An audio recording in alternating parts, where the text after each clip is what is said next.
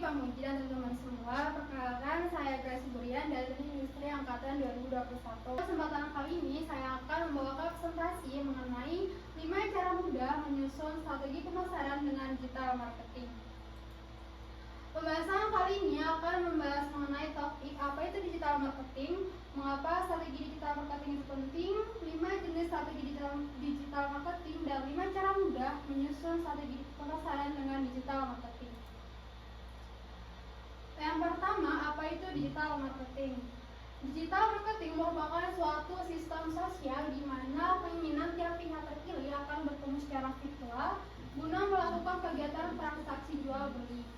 Pada era digitalisasi yang semakin lama semakin maju, para pelaku usaha dituntut untuk dapat beradaptasi sesuai dengan kemajuan teknologi guna memenuhi kebutuhan konsumen yang semakin lama semakin kompleks. Digital marketing menjadi suatu hal yang wajib dari tahun ke tahun, baik oleh perusahaan kecil maupun besar. Digital marketing memiliki banyak kelebihan jika dibandingkan dengan strategi pemasaran yang konvensional atau biasa disebut dengan offline marketing, yaitu diantaranya dalam hal tolak ukur keberhasilan dari sebuah strategi. Digital marketing yang biasanya terdiri dari pemasaran interaktif dan terpadu, memudahkan interaksi antara produsen, perantara pasar, dan calon konsumen. Di satu sisi, digital marketing memudahkan pebisnis memantau dan menyediakan segala kebutuhan dan keinginan calon konsumen. Di sisi lain, calon konsumen juga bisa mencari dan mendapatkan informasi produk hanya dengan cara menjelajahi dunia maya sehingga mempermudah proses pencariannya. Kemudian yang kedua, mengapa strategi digital marketing itu penting? Memiliki strategi sama pentingnya dengan memiliki rencana untuk mencapai tujuan apapun, mengoptimalkan implementasi alur kerja, memungkinkan keefektifan tinggi sambil mengabaikan berbagai area untuk meninjau analitik, berbagai area untuk meninjau data dan menindaklanjutinya.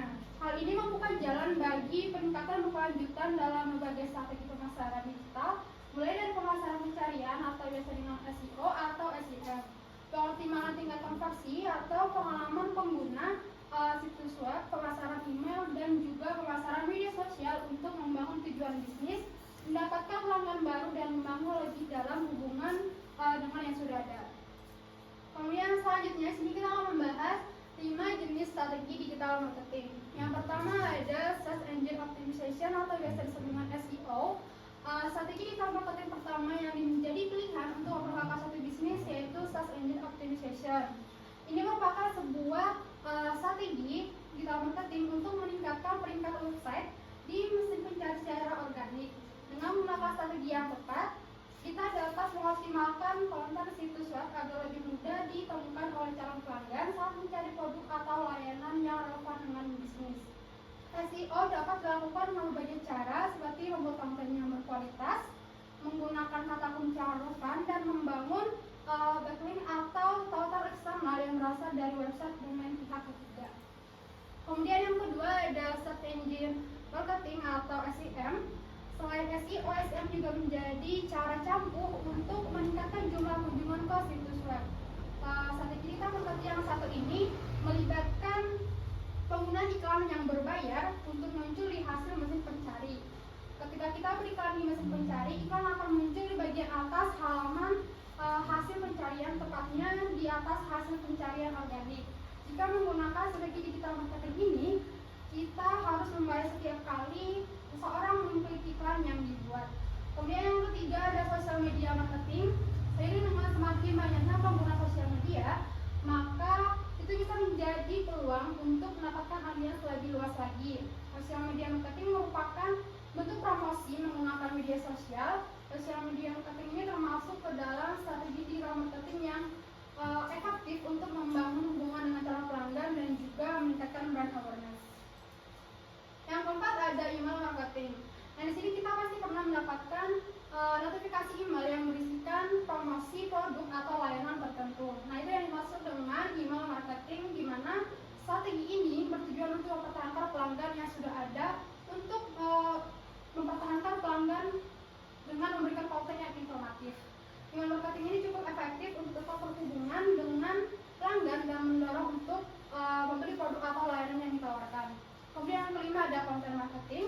di mana konten marketing ini merupakan strategi yang fokus pada pembuatan konten berupa tulisan, video, infografis, dan konten berkualitas lainnya yang ditujukan untuk menarik perhatian dan juga mempertahankan audiens. Konten yang relevan dan bermanfaat dapat membantu membangun brand awareness sekaligus meningkatkan organic traffic ke situs web perusahaan yang dimiliki.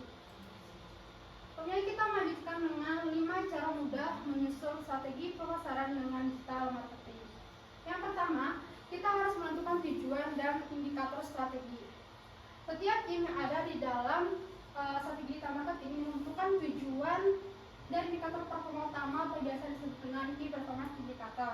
Tujuan adalah misi dalam membangun bisnis, apakah itu untuk meningkatkan awareness, menyampaikan pesan, atau lain sebagainya. Sementara key performance indicator ini adalah indikator yang memiliki tujuan yang jelas. Misalnya, apakah melalui sebuah iklan di platform media sosial kita memiliki target untuk meningkatkan penjualan sebesar 25% atau menambah sekian ratus pengikut dan juga agar diulas oleh akun media sosial lainnya.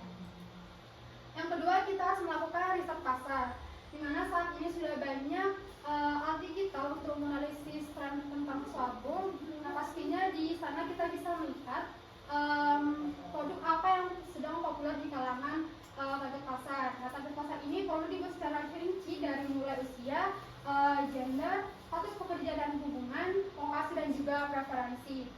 Menjalankan sebuah perusahaan bukanlah perkara yang mudah. Ada berbagai aspek yang harus diperhatikan dan pekerjaan yang harus dijalankan secara terus-menerus. Salah satunya adalah riset pemasaran. Dapat dikatakan bahwa riset pemasaran merupakan pekerjaan yang harus dikerjakan secara terus-menerus dalam periode waktu yang tertentu.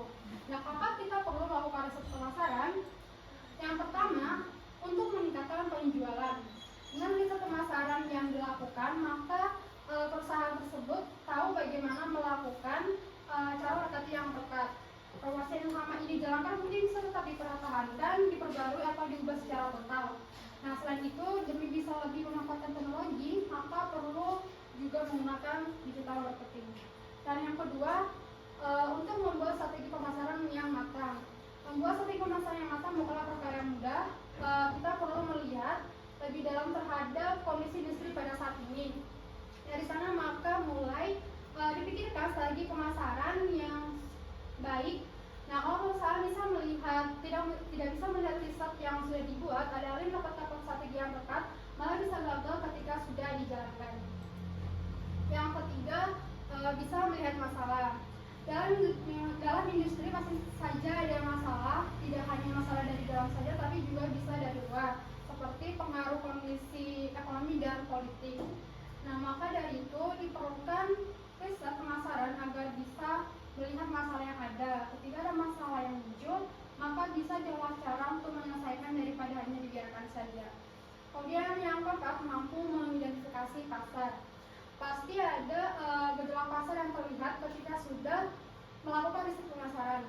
Nah, dari identifikasi pasar, maka bisa ditarik strategi baru atau cara pemasaran yang baru yang bisa diterapkan. Intinya adalah kita bisa melihat peluang terlebih dahulu sebelum membuat pemasaran yang baik. Jika tidak, maka pemasaran yang dilakukan bisa tidak efektif saat sudah dijalankan.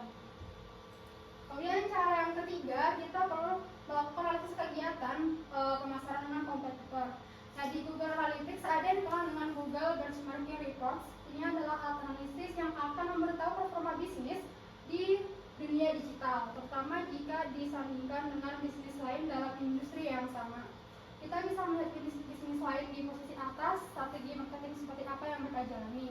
Nah, kita juga bisa melihat interaksi mereka dengan pengunjung website atau pengikut di media sosial. Selain itu, kita juga bisa cek apakah produk yang ditawarkan sudah memberikan solusi yang lebih baik atau solusi yang belum ada di produk lain.